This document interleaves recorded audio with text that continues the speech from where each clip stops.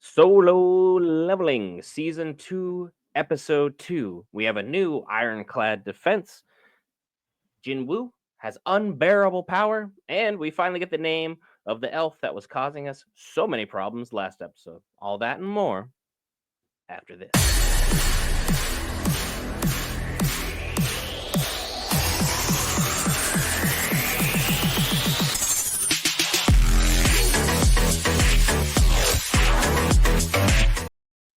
All right, guys, Brent here back with Variants. Cover all things Marvel, DC, Lord of the Rings, anime, gaming, Star Wars, and more. This time, Solo Leveling Season 2, Episode 2. And man, what a banger of an episode. But I have heard that it is a little bit different from the movie. Do you want to give us a little bit of your thoughts on that? Because you saw the movie and we have a full review on the channel if you want to go take a look at that.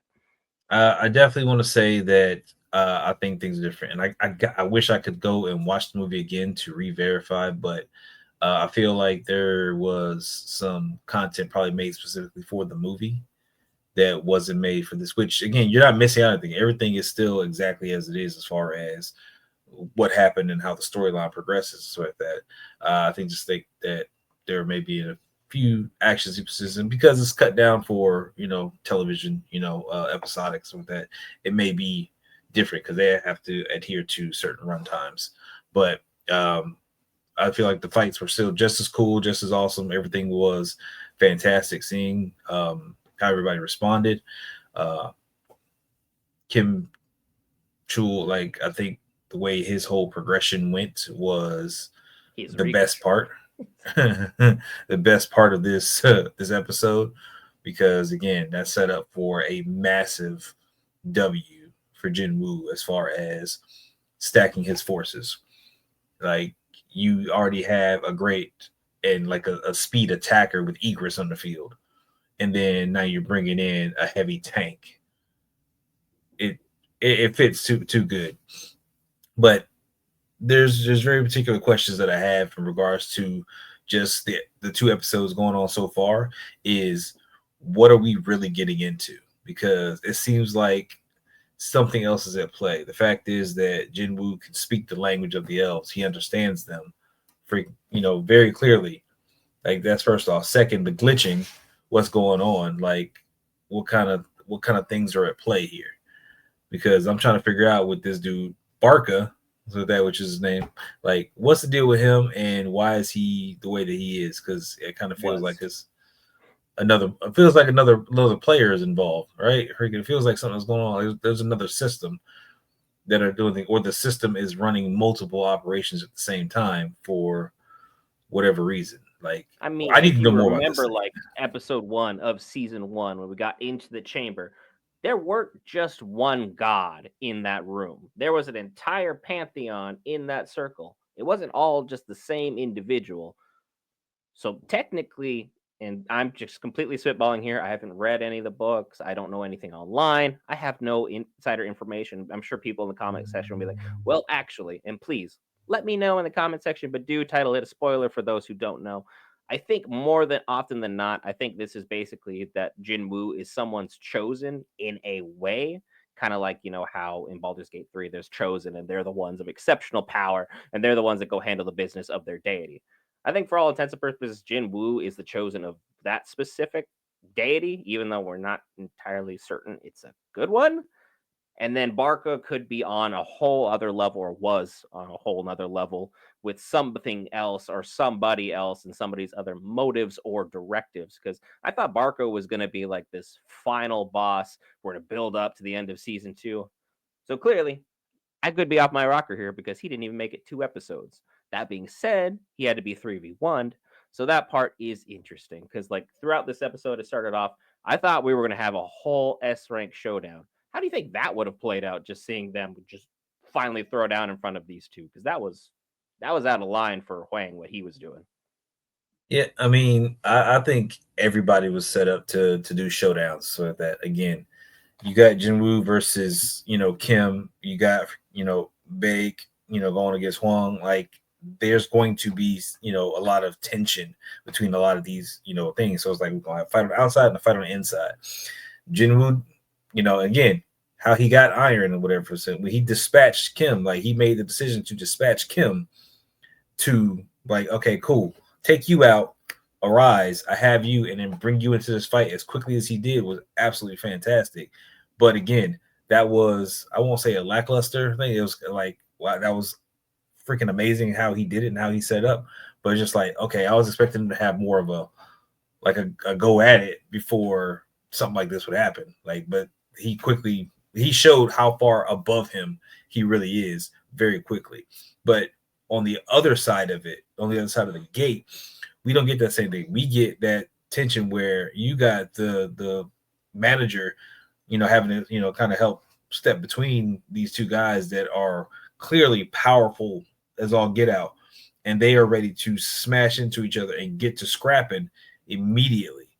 And the tension was palpable in that moment. That is like, okay, what are they going to do? How is this showdown going to go? And now this is where we're going to get a huge buildup because they're going to scrap eventually. They got to, because if they don't, then this would not be a very good payoff for us. Like, we want to see this showdown. We want to see this fight. And we know that Jin-Woo is going to come in and handle something with both of them at some point, but these two need to kind of go at it for a minute, probably before they're stopped and separated. I don't know, but that's what I'm waiting on. Yeah, because like having two S ranks just go at is crazy, especially when one is the head of the White Tiger Guild and one is someone who was originally from this country, then left and was like, dude, I'm a big fish in a big pond. You're a big fish in a small pond. You ain't nothing. So it's like they clearly have very different opinions on how to handle business and how things need to get done. One has definitely been fully Americanized. It has picked up probably all the typical American traits that are thrown out throughout anime of arrogant, narcissistic, self-centered, and it's like Wang fits that to a T. And Beck, he seems like a good dude. That being said, the fact that once everything got settled with Barca and he got ended, even though he couldn't be resurrected, which upset Jin Woo, we see that he came out and was a little sour and a little salty. I don't think he should be throwing as much shade at Beck as he was, because the minute he turned and his eye was completely lit up, it's like, I thought you were keeping this under wraps. I thought you were playing this close to the chest. I thought you were smarter than this. Instead, you're insulting the head of the White Tiger Guild, an S rank who we already saw. His temper can go immediately. Like, when he feels a certain way about somebody or something, he will just ignite, and next thing you know, good luck everybody within close proximity who is not S rank, because you're about to get bodied. So he's clearly feeling himself a lot right now. So I'm hoping there's a humbling at some point so he doesn't necessarily keep running around and running his mouth the way in which he is. Because as we've seen with this universe, an A rank is beneath him. Chul got one shot by Igris. It wasn't even a fight. It wasn't even token resistance. It was straight up pathetic. He should not have been an A rank. He looked like a B because he was a nobody. But again, this tension and buildup that Jin Woo is having, he needs to be really careful with it. I like Beck, but I don't think you want to turn Beck and Huang both against you, because everyone remembers the enemy of my enemy is my friend. And if they both hate your guts, there's two S ranks pointed right at you. And while I like the fact he's got an army and he's making some friends, they're not powerful friends enough to handle that kind of business yet. He's not ready for that smoke. He's not. So I wonder, like, I mean, as he gets stronger, his creations, are they capped? Do they get stronger? I think some of them are capped at a certain level, but he's got to be able to acquire more. Again, like he tried to acquire Barca and it was a no-go. So it's like, okay, well, what else can he acquire? Because like he mess around and say you got, another, S rank in full battle gear that gets taken out. So like that, you know, is he going to acquire one of those and add those to his party? Like, Is he even strong enough to? Because he couldn't get Barca. yeah, is he going to get somebody else on his team? Because it seemed like the one of the young women who was there that he was fighting with, not the one that he was protecting, that was Han, his sister's friend, but the other one, Heejin, like she could be a powerful ally. Freaking again, because it looks like she has some magic that she's able to use to assist him. So it's like, okay, is she going to come on board? Because the young lady, I forget her name, the young lady who he's with before, she's obviously broken and can't handle this type of thing. Destroyed. Yeah, so it's like he needs to build up his team, because he's just got his one underling, so that's doing all the the heavy lifting with the money Financials, for him. yeah. Yeah, so it's just like, all right, well, what can he do to build up his team and make sure he's ready? And he's got, Han with him, but and again, she's very comfortable. She's, calling him Jin-Woo, not calling him boss like everybody else is. And I feel like something's gonna happen to her. Like, I don't think she's She's gonna going to make be it. the kidnap ransom individual. She is going to be the Gwen to his Spider-Man. Things are going to be in a terrible situation, and we're not going to have like this Gwen Stacy where she gets all these OP power-ups. It's like you're capped at a low level, and she's not going to have a reawakening. So you're just going to become target practice for whoever Jin-Woo upsets next by continuing to act the way that he is. But also the fact that he's completely oblivious to her infatuation with him, because his buddy was like, "Hey, she's underage, right?" And he's like, "So?" And not so because he's not, adhering to the law. It's so because he's like, "What are we getting at here? What are you talking about? I don't understand this." He's like, he just completely misses those vibes. He's never been hit on by women before, so the fact that he's now this new individual is just right over the head. Completely missed it. Yeah, I mean, she's a non-factor at this point. She's a liability. Um, so again, he's got to focus on things going forward and what's going to benefit him as far as leveling up, and that's going to be his primary focus, as far as I know. So as long as he doesn't lose sight of that, then he should continually get more powerful. As soon as he has a distraction, where say his sister or somebody, whatever, is now involved, that is a distraction while he's on the battlefield, then it's a problem, and he's going to have issues because he's going to be trying to protect them, and with him trying to protect them, he's going to leave himself open. When he's got his full focus and stuff, you see how much better he is to take care of things. But when he has to protect and stuff, he's got to again divide his attention, and then we got issues. But now he's got more on his plate. He's got Egress, he's got Iron, he's got an army of soldiers, mages, and bears. So this can get real nasty real quick as long as he's got the continual MP to keep up. And I don't know if any more of these red gates are going to appear, but these red gates seem very particular for a reason.